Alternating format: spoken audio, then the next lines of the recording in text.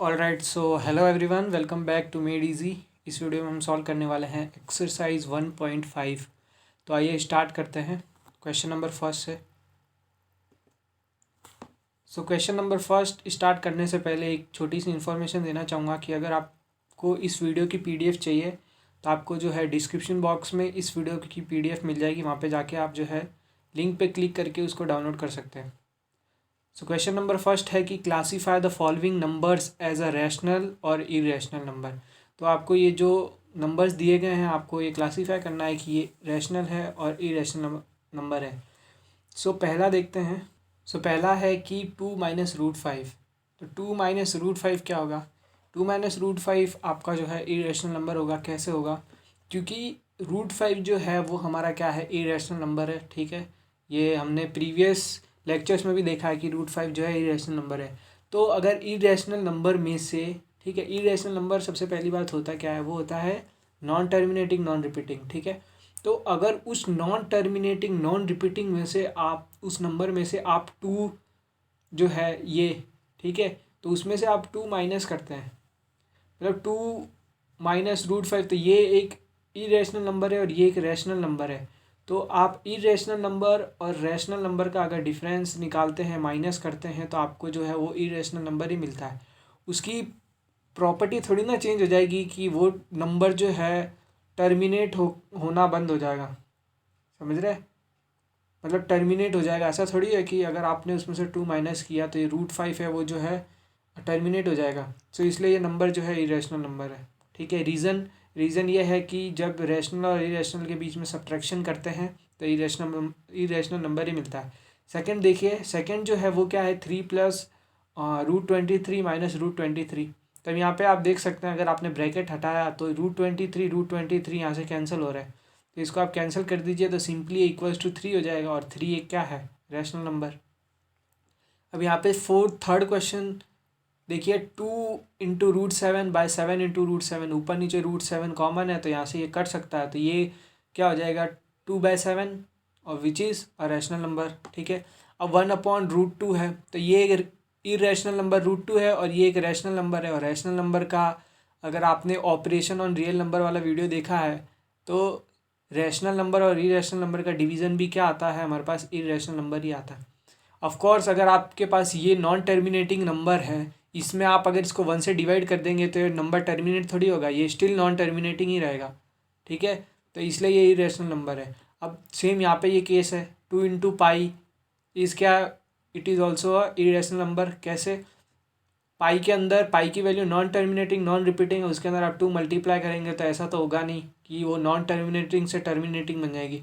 तो इसलिए ये भी क्या होगा, इरेशनल नंबर। आप रीज़न अगर आपको लिखना चाहे तो ऐसे लिख सकते हैं कि ये जो है इरेशनल नंबर है और ये जो है वो क्या है, रैशनल नंबर है। और 2 इंटू पाई क्या होता है, इन दोनों का प्रोडक्ट, रैशनल और इरेशनल का प्रोडक्ट हमेशा क्या आता है, इरेशनल नंबर आता है। That's why it is also an irrational number. Okay, so let's move to question number 2। So here it is. So question number 2 says that simplify each of the following expression. ठीक है, तो आपको क्या करना है, इन expression को simplify करना है। तो पहला जो है एक्सप्रेशन है वो क्या है, 3 प्लस √3 एंड 2 प्लस √2। तो यहाँ पे अब हम देखते हैं कि कोई आइडेंटिटी लग रही है, नहीं लग रही। So what we will do, we will just apply the distributive law. और डिस्ट्रीब्यूटिव लॉ क्या होता है, सबसे पहले आपको 3 को इनमें डिस्ट्रीब्यूट करना है, फिर उसके बाद में आपको √3 को इनमें डिस्ट्रीब्यूट करना है। ठीक है, यहाँ पे आप एक एरो लगा देना, मैं लगाना भूल गया, एक सेकेंड। सो ये 2 से भी ये जो है मल्टीप्लाई होगा, है ना। तो ये कैसे होगा, पहले 3 से मल्टीप्लाई किया तो 3 इंटू 2 प्लस 3 इंटू √2। उसके बाद में आप √3 को डिस्ट्रीब्यूट करिए तो 2 इंटू √3 प्लस √3 इंटू √2, है ना। तो अब ये जितने भी ब्रैकेट है इसको हटा दीजिए, तो 3 इंटू 2 6, 3 √2, 2 √3, और ये आपने आइडेंटिटी पड़ी हुई है ना। तो ये क्या हो जाएगा, 3 इंटू 2 हो जाएगा, √6 हो जाएगा। ठीक है, उसके बाद में सेकंड देखिए, सेकंड क्या है, 3 प्लस √3 और 3 माइनस √3।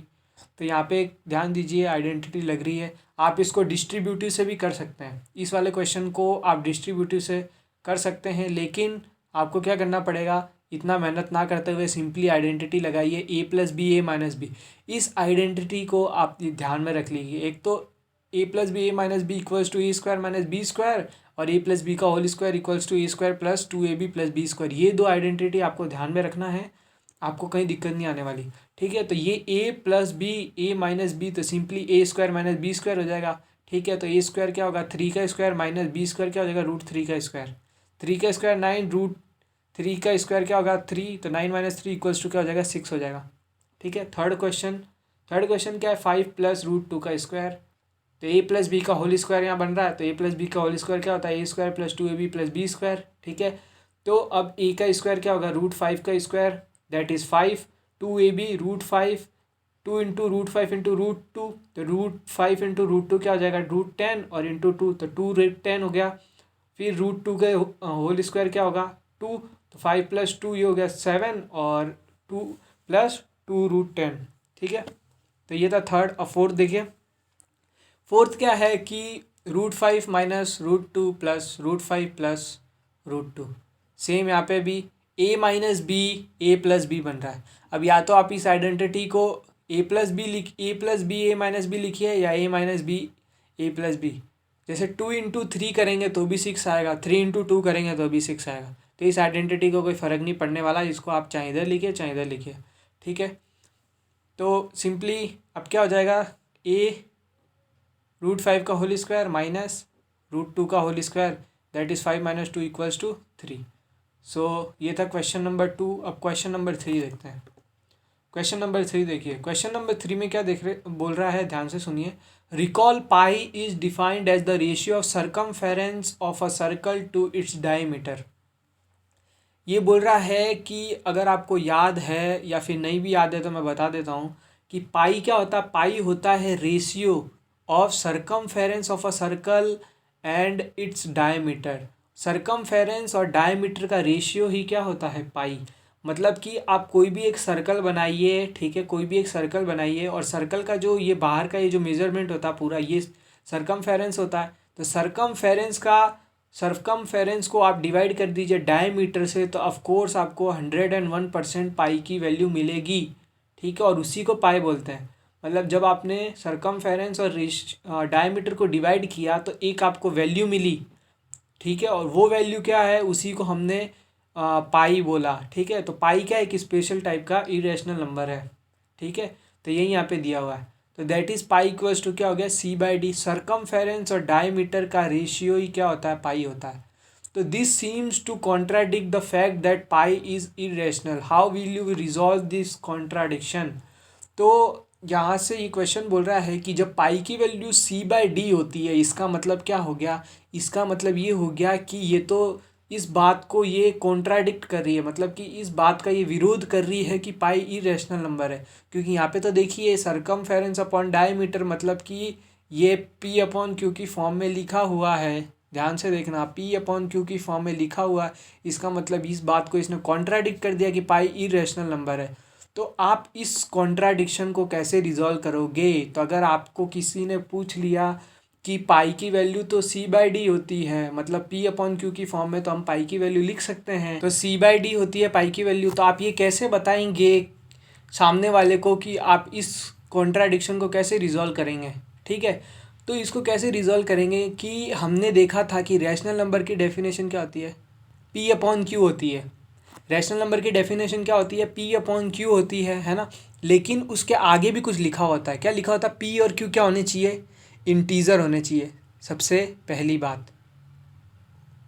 ठीक है, लेकिन यहाँ पे ध्यान दीजिए कि जब पाई की वैल्यू c/d होती है ना, तो सरकमफेरेंस अपॉन डायमीटर होती है।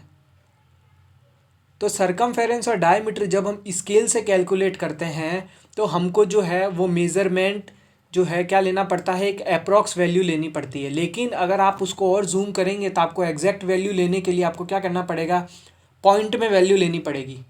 ये बात करेक्ट है कि नहीं है, बिल्कुल है। तो इसीलिए आपको जो है c/d की वैल्यू अगर आप लेते हैं 22/7 तो वो तो सिर्फ हमारी कैलकुलेशन को सॉल्व करने के लिए लेते हैं। और अगर आप स्केल से भी कैलकुलेट करेंगे तो वो सिर्फ आपको अप्रॉक्स वैल्यू देगी, रियल वैल्यू वो नहीं होती है। रियल वैल्यू आप अगर उसको एकदम और बारीकी से कैलकुलेट करते जाएंगे तो आप वो पॉइंट में चली जाएगी, और वो पॉइंट में ऐसी जाएगी कि आप उसको जितना जूम करेंगे वो पॉइंट में चलती चली जाएगी, चलती चली जाएगी।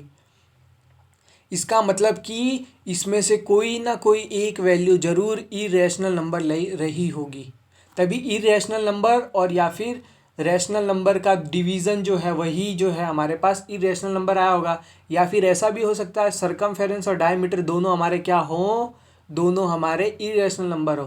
तो इसीलिए यहाँ पे देखिए ध्यान से, इस कॉन्ट्राडिक्शन को किसी को बताने के लिए और सॉल्व करने के लिए हम क्या स्टेटमेंट दे सकते हैं कि we are measuring the diameter and circumference by scale, so we only obtain an approximate value. हम जब स्केल से जो कैलकुलेट करते हैं, मैं आपको बोलूँ अगर आप ट्राई भी करेंगे तो अगर आप एक सरकमफेरेंस लेना, सरकमफेरेंस कैलकुलेट करना और डायमीटर कैलकुलेट करना, और जब आप रेशियो कैलकुलेट करेंगे तो आप देखेंगे कि आपकी वैल्यू पॉइंट के बाद ख़त्म हो गई है, मतलब कि पॉइंट के बाद में रुक गई है, टर्मिनेट हो गई है। इसका मतलब ये थोड़ी हुआ कि पाई जो है इरेशनल नंबर है, रैशनल नंबर है। क्यों? क्योंकि आपने अप्रॉक्सीमेट वैल्यू ली है, वो एग्जैक्ट वैल्यू नहीं है। अगर आप एग्जैक्ट वैल्यू लेने जाएंगे तो वो पॉइंट में चलती चली जाएगी। That's why we only obtain an approximate value, therefore we may not realize whether c और डी इज इरेशनल। तो अब जब हम अप्रॉक्सीमेट वैल्यू लेते हैं तो हम ये नहीं सोचते हैं कि वो रैशनल हुआ होगा या इरेशनल हुआ होगा, ठीक है। तो इसलिए हम ये जो है पाई की वैल्यू को क्या बोलते हैं, हम इरेशनल नंबर। ध्यान से देखना, ये बहुत इंपॉर्टेंट क्वेश्चन है, ये क्वेश्चन नंबर 3, ठीक है। आई होप आपको समझ में आया होगा।